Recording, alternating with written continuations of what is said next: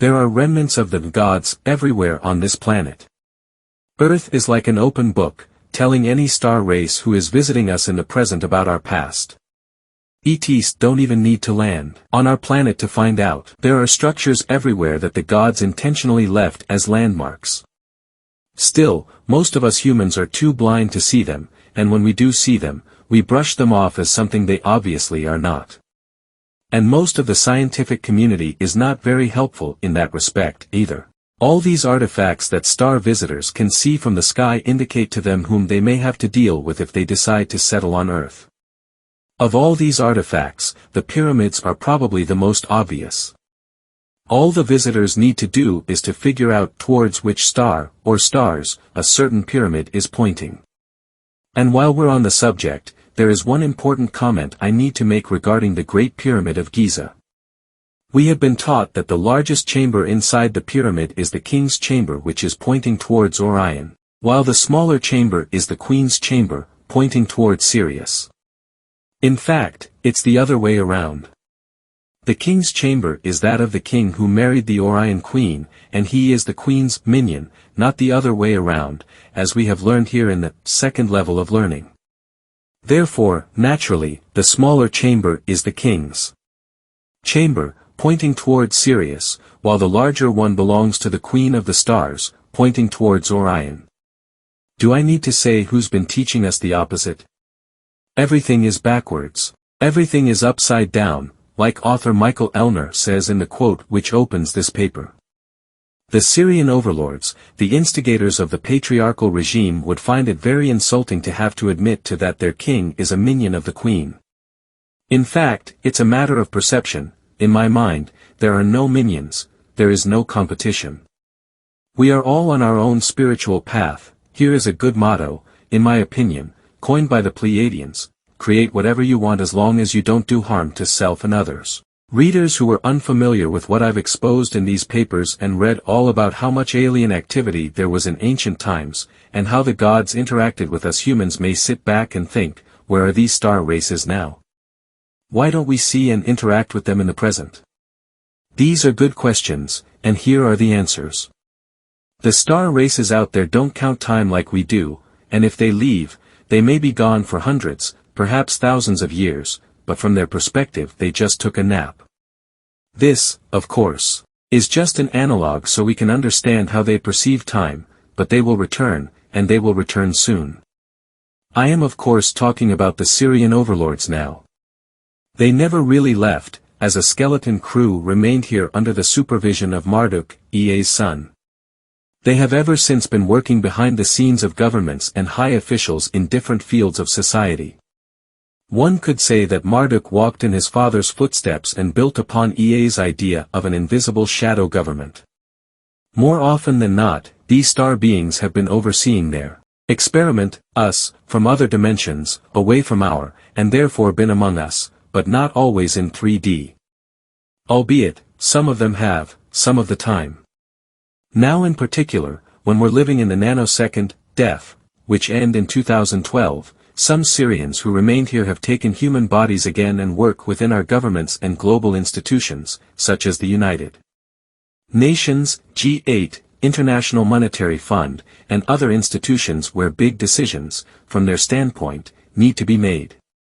You may see these star beings in human bodies being interviewed on television, or holding a speech, and you would never know that they are not human. Here in the United States, I would keep an extra eye on Zbigniew Brzezinski, George Bush Sr., Henry Kissinger and David Rockefeller, to name a few. There are of course others.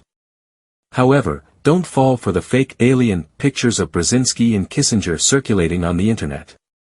They are just bad Photoshop work. They are alien enough as it is, without having to Photoshop them.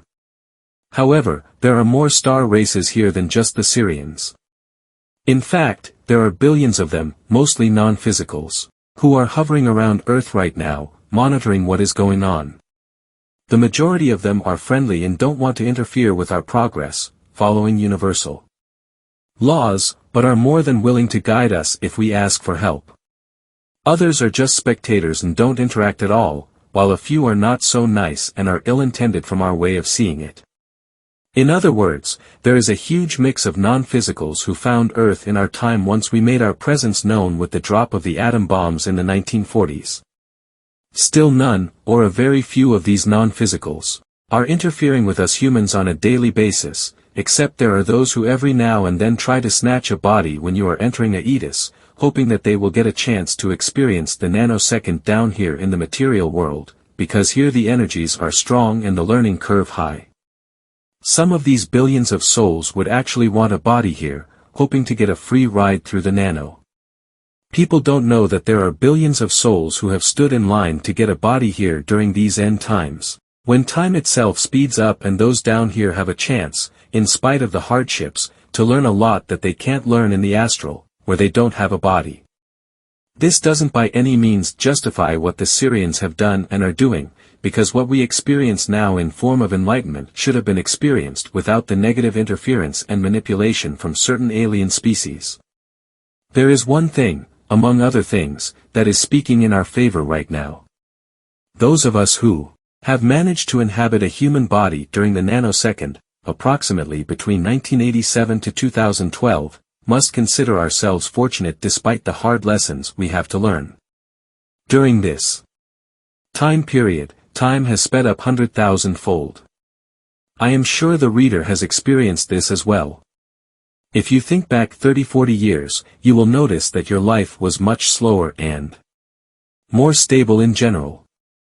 A year seemed longer than it does now, and when things happened, there was a longer time period between the events. Now, everything happens at once on an ongoing daily basis. We have been used to speeding up tremendously to keep up with life and things we have to accomplish. The weeks, months, and years fly by, and we hardly even have time to reflect over where those years went. In general, there is not much time for real reflection, because the energies are so busy. Good for you if you have been able to slow down in spite of the speed around you, because that's exactly what we all need to do, and what I have stressed so many times, especially in Level 1.